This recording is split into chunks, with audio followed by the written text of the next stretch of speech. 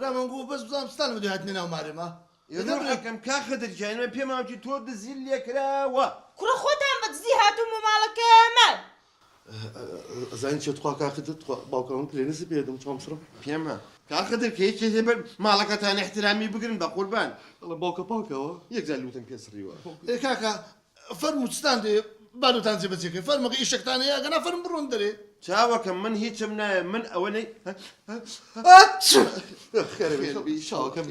داخي أبش من يقولش كو أنا يبرخي كدم أو تشيكا كان قود دري بيبرتانا كبكرة أزايزي كاخذ جاوي كباك مدير راسك عشو وعلى فوز قربان شاو كمي أنا كاكا أو بيكشن تان لتشيا أكو هابي يوم تلفون لو بوليس دكم بابي قول بس تاكل هذا بش من تاني تسيد بس أو فايروس تان بمش ونوسان يلا كاكا ستاندي برين والله أو بجمع هلا من علي ما نو هل هم أقول فلان إذا من عليك يشوار ما نيري اسيو هلا يسوا كاكا جام بو تلفون بو بوليس زكي بو حامانا بي بو نابرو ما من الان دو دفتر دولار تان ليه دزراو ايوا أما دو دفتر ما نتزرا برون جوري نسنكتان لنا وكانت ولك أقعد دو دفترك لينا ما بو باوكم وعدي بياو تلفون بو وازن بيكشن إيش نخبرو برو مشاكل أتانا بدرسنا باب شيبز أقعد ندزر أبو باوكم وعدي بياو خما تسليم لو خوام ديوتن أما الزمان لنا كرابت أو زعم لا دكتور تان دكم زارك كوستار كوتان دكم باوكم والله وبالله وتالله أقعد أودو دفتر ندزر أبو باك بدرس يقوم سمير متاش والله يدنا تأكيد من الزرا تخوا كاخذ خدري يدخل باك جزاني بيه احتياط دانيك ما بيه إيه اللي نتزرعوا وربا براشن بيته وكتازاني دبا أو زن الزلابي أو زبكم إستا بزانا تلفون لبو بوليس كاكا خديجة خير بيو إن شاء الله شاو كمي أنا وش تدي ليش المارك ندانشتنا وازن توقي بينت براشن هاتو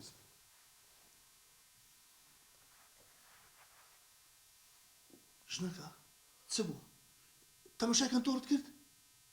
تسبو بارا تزرع تزرع بارا أوه سيا أو زبدالك لازم يكون نزولين دسي قولا عنقونا أنا عنقو كنت زار عم دو دفتر معناه دو دفتر شمال يتزلا بقر عن إستا تلفون البوليس دكم لا بقر إستا تلفون البوليس دكم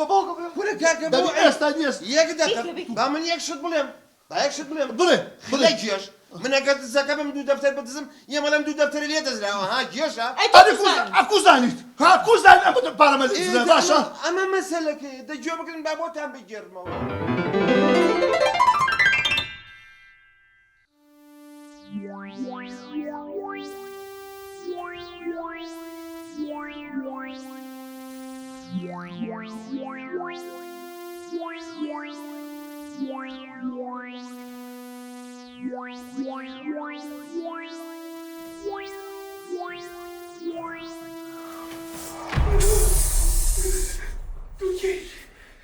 Bidemba, para que tia. باريتي ينقول tia أكثر ما كزور. نازم أخوامي زكاة مغماتوا واسوي فينا. يبي para que tia. ألوي ألو جوري مشكلة. كاكا بادس باوكا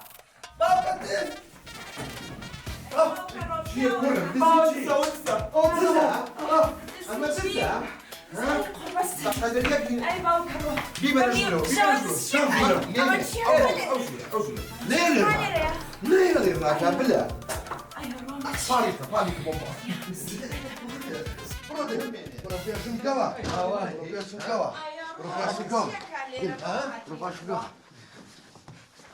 بلا باريخة كورا بوقت شي باخ خدو درسي لي باش تنبو بياوي يعني بي دزي لا مالي من لا مالي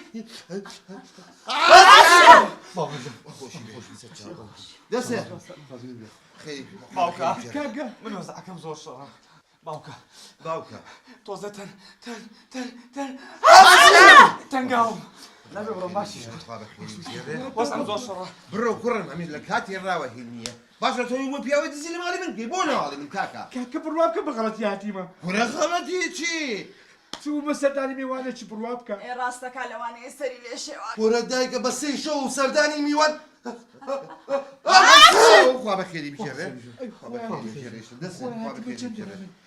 يعني معقولة أخي شوين ندوزيتو مالي من نبي دزيت يابكي كاكا بيم قوتي بغلطي هاتي ما بقربان غلطني قسنك ها اعترافك بزانم دزي لمالي شيتر كردو نابي بزانين كاكا والله دزني ما بقرآن كره باوك دزنيم اگر دزني جناب بود مچاو شادو دوا كاكا دري قال السار وقال لك سرمان بو ورس هادي جيف سكر وتمني يقول له برا لقرب خليك ايه اتقي قتل جوري ام دريبهم وهذا قسنك اعترافك بزانم دزي لشيتر اخلص ثلاث الاف كم بقربان دزي لمالي شيتر كردو قسبتها كاكا دزي منك دم دزني ما بقربان يعني تو اعتراف خوا بخيري بجري خوا بخيري بجري دزي بينا خوا بخيري اعترافك خلص ثلاث الاف كم بلا دزم كاكا دزني ما انا ليم تبقى امن دزني ما نايكا تشارمني يواش يواش بياوك باوك وش يرقي نقولش لي اخذ خوبة شنو خلع اعترافك اوا لو ما تماتي جوب كده او كره شيرم بشرف بلا ماربا داخل ام بيجامه هات ما يجي رول لبرتها والله باوك جاوي راسي بيش بخون تاريخ بو طاقته بقرم بيجامه بيداك ازاني شوسيك عزيت من اعترافك بلا دزم باب لا بلا مارنا كاكا اكل زاد بيت نايكي. امن دزني ما اوا بلا باليخ